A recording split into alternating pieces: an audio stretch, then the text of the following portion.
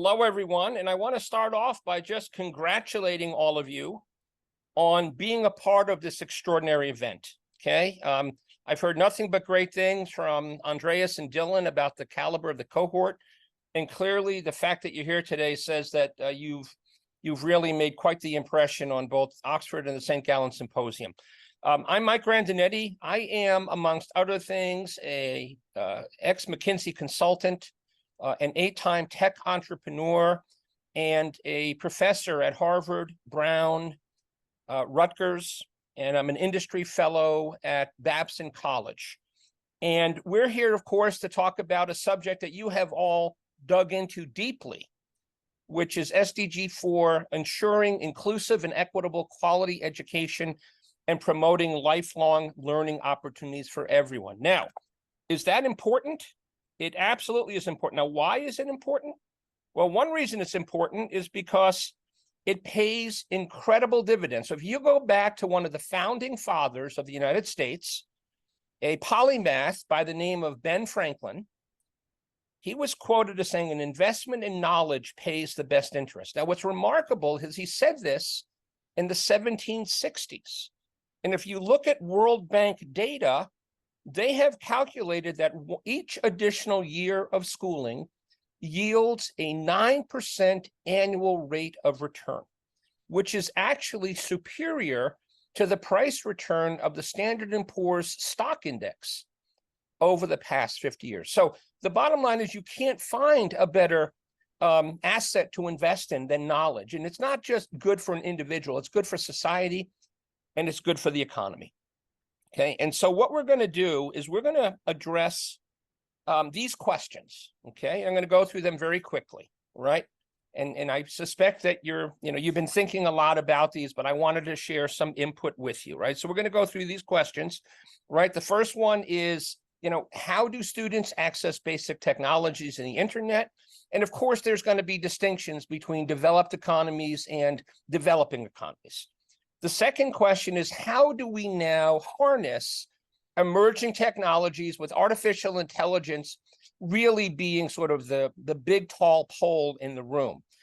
If you haven't seen, right, Time Magazine this year named Sam Altman, the co-founder and CEO of OpenAI, the makers of the famous chatbot ChatGPT, as the man of the year.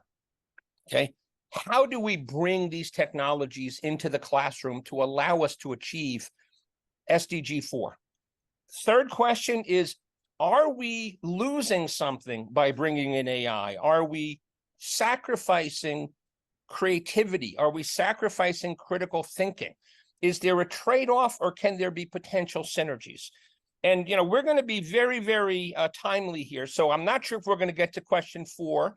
But I just want to put a pin in it, saying that, obviously there's a lot of concerns about the long-term potential challenges to society about AI, and what kind of responsibilities do leaders have to invoke it in educational settings, okay? So let's look at, first of all, the first question is, how do we access technology and bridge the digital divide? And as you probably have seen in your work as you prepared for today's session, right, there's no question that corporations have a role to play.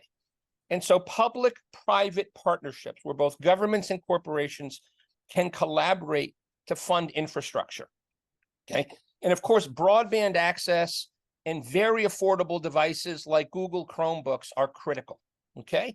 And you obviously have seen companies like Google and Meta and others trying to create all kinds of very creative ways of providing internet access, which could include dirigibles and hot air balloons to satellites. So there's a lot of work there, but there's still a long way to go. The second thing is, how do we continue to invest in that 9% annual return? How do we provide incentives that are going to allow innovative financing models like social impact bonds and pay for success models that will drive, more aggressive investments in these digital education initiatives? We all know the power of open source, right? Open source says there's a Creative Commons license, and so we have the ability to draw on massive amounts of open source resources that provide free materials, okay?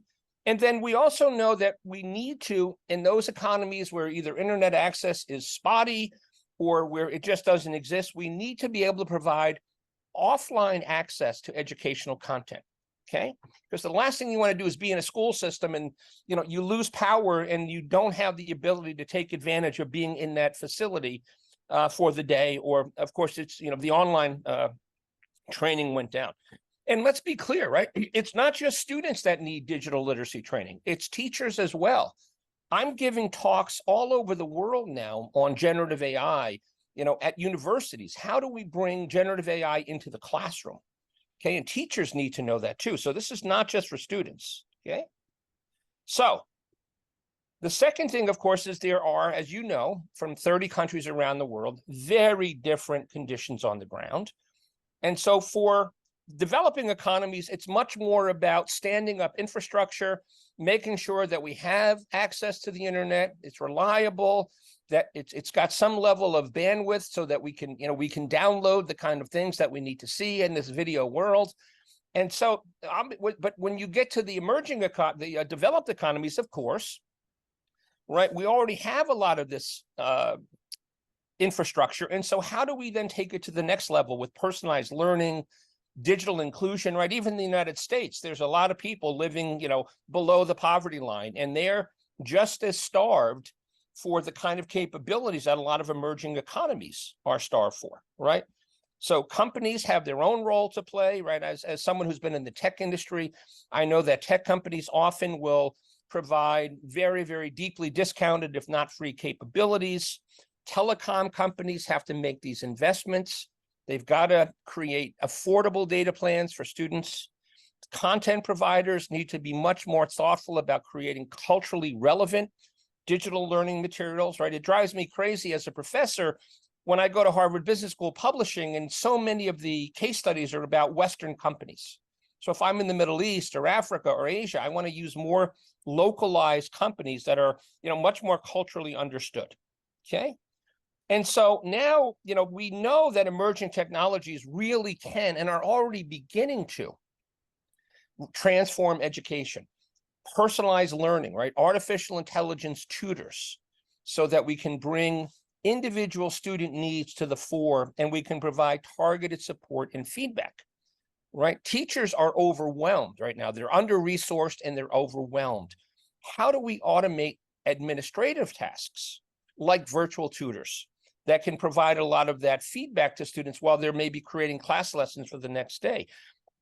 Obviously, the next generation are digital natives, and the way that they learn is very different than the way I was taught when I went to school. And so we've got to make learning capabilities more compelling, more captivating, so educational games and simulations.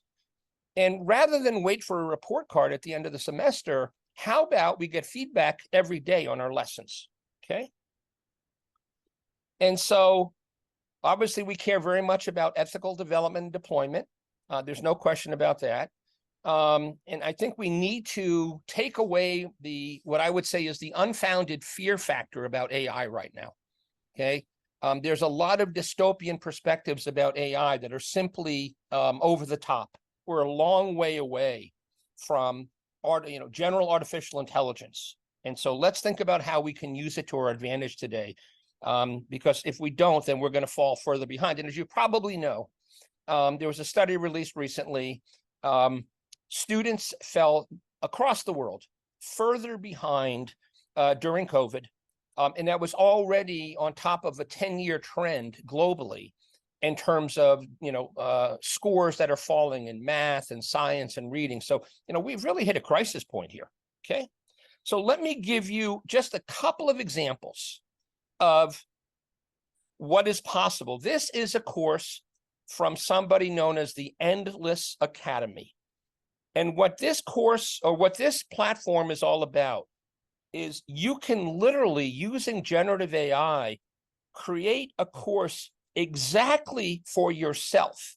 If you want to learn about data science, you want to learn about math for deep learning, you want to learn about programming in Python, physics for beginners, Renaissance painters, then you can literally tell the application. This is the course you want to create, and it will create it for you, okay? And so it will create study tools, virtual tutors, teachers' assistants, and it will give you all of the capabilities that you need at your fingertips, in your home, in your classroom, that is going to allow you to take on learning that may be very different than your peers because of unique interest or unique capabilities, okay? And so how does it work? It's pretty straightforward, okay?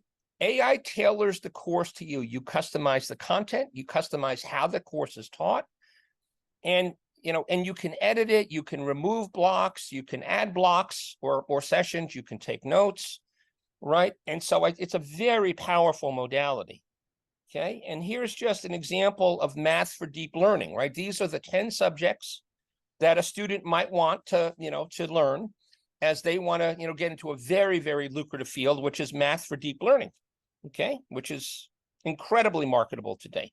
And then here's just some of the feedback from students, okay? I just built my first course. First, I was pretty skeptical, but then I looked at the lesson and my jaw dropped, okay? And so, I've been skeptical of traditional conversational AI capabilities within education, and yet this modular block-based approach fused into a creative new market offering that blew me away. That's pretty powerful, okay? All right, now let's go to a second one. And by the way, this is something that you can, it's a freemium-based model. You don't have to pay anything to create up to 3 courses. And then obviously there's a subscription, okay? And if schools want to invest, it's a discussion with the school system, okay? Now let's look at Chiron Learning. Chiron Learning is all about providing virtual tutors. So what they do is they use AI to understand student responses to questions that are posed by teachers. And they then provide real-time differentiated feedback to each student, okay? So you can choose one of the units on the left, okay? Let's say this is a basic math kind of, class for an elementary school student. You can learn base 10, you can learn place value, rounding, addition, subtraction. So you choose a unit, and then you select a specific lesson, and then you interact out loud with your teacher. Although your teacher, though, is not human, your teacher is the bot of your teacher. Okay, so your teacher has basically been turned into a bot, and in real time, you ask the teacher a question, it will give you an answer. Or the teacher will ask you a question, you give the teacher an answer, and the teacher will in real time tell you whether that answer is correct or not, okay? And so here's an example of a teacher who's been turned into an avatar, asking the student how many thousands are in the number 76,001, okay? And then she'll give you feedback, okay? So now the next major question is there a trade-off between the use of AI in critical and creative thinking skills, right? Are we losing something, right? Now, what's really interesting is, right, I've been teaching courses on generative AI. I just taught one last week at Harvard. I'm teaching it at Brown and at Oxford and many other institutions, right? And this question comes up all the time, okay? What we're learning is that AI can and does provide more diverse perspectives because the input is coming from models that have 1.75 trillion attributes. It's facilitating collaboration and communication because students are collaborating around the responses. And of course, we do need to be, right? When I went to engineering school, I was not allowed to use a calculator, okay? Very, very different times. So, what we don't want to do is just allow the technology to do our work for us. It needs to be a study partner, not a crutch, right? And we obviously want to make sure that biases are limited. We have culturally appropriate models. So let me jump to the next slide here. So here was a study that was done recently at the University of Missouri by Professor Teagan. And he was talking about how do we augment creativity using generative AI. And the study was done with over 1,000 content creators, bloggers, podcasters, people creating short form video, 2/3 of them were using generative AI tools. It could be DALL-E, it could be Midjourney, it could be Adobe Firefly, many others. Over half reported that these tools enhanced their creativity and their productivity, and it actually increased the number of followers they had and the way that they monitored or monetized those followers. A second study from the same professor said that it also promotes divergent thinking because it makes connections across diverse concepts. So I have seen this in many, many instances. You can generate new ideas, evaluate them more quickly, refine them across criteria for their feasibility, for their impact, for their novelty. And so we saw this as well at MIT. We saw a group of executive ed students that were 94% of the time, those that use generative AI actually asked a wider and more diverse range of questions than the control group, the group without generative AI. And so it led to people exploring a lot of ideas and potential solutions that would not previously have been considered.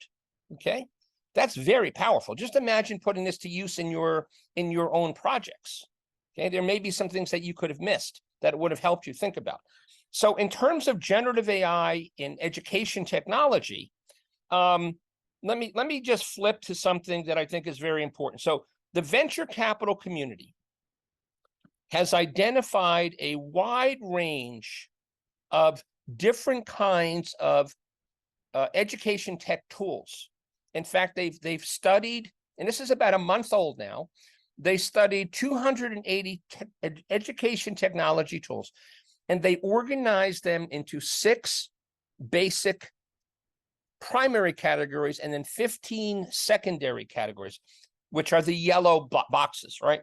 So personalized learning, career and skill development, content creation, operational efficiency, research and information access, and finally, academic integrity, okay? Not surprisingly, the primary categories, which are very relevant to this group, are around personalized learning and support, and career and skill development. So between them, you have 116 companies in personalized learning, another 100 in skill development. So that's 216 companies that have raised about $350 million in venture capital, right? So there is no question, there are a lot of companies that are building tools that would be very valuable to the kind of work that you're focused on to address SDG 4, okay?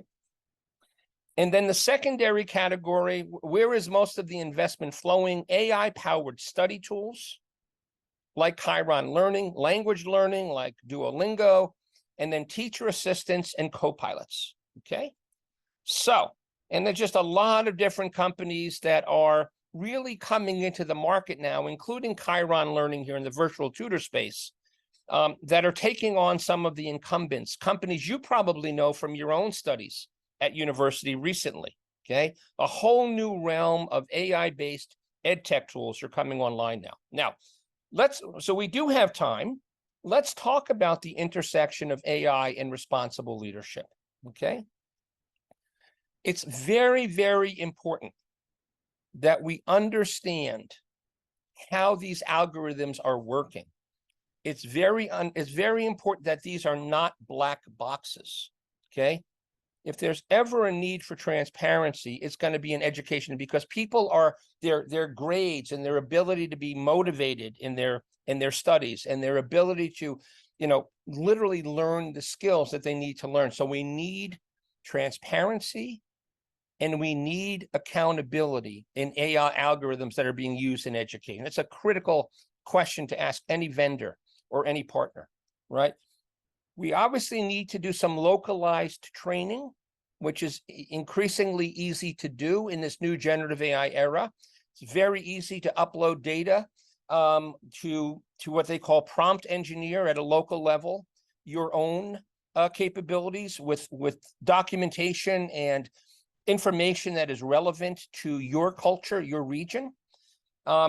We've always had to care deeply about student data privacy and security. This takes it to another level of rigor is required. And again, we've got to invest in training educators, right? Those of you who are in Europe, you saw that the European Commission just this past week was the first out of the gate to create AI regulation.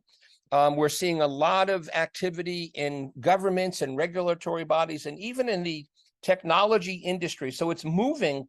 The question is, can it move quickly enough? And can people that are responsible for the education portfolio in respective countries come up the curve quickly enough to learn about AI so that they can, in fact, make sure that the capabilities are being used ethically and responsibly? All right. And of course, it takes a village, right? So this is going to be something that, there's got to be, just like the St. Gallen Symposium, it's this extraordinary platform for dialogue. This is exactly the same kind of issue. You need a lot of different stakeholders who are going to be able to come in and talk about what's important, right? What you don't want is to make it so secure and so locked down that you're not able to realize the benefits and have countries or regions fall behind based on fear of unfounded dystopian kinds of scenarios. But on the other hand, you don't want things to be so aggressive that people just say, we need to catch up, so let's roll these tools out, and then let the consequences happen as they do. Okay? So we all need to learn about AI. It is critical. And there's a lot of people that are, for whatever reason, intimidated by, just because the word AI is in the subject line, they think it's too technical. But if you've not used ChatGPT or Bard or Bing or Claude or some of these other tools, you don't know how simple it is in natural language, to talk into it, to text into it, and how quickly you can get valuable information.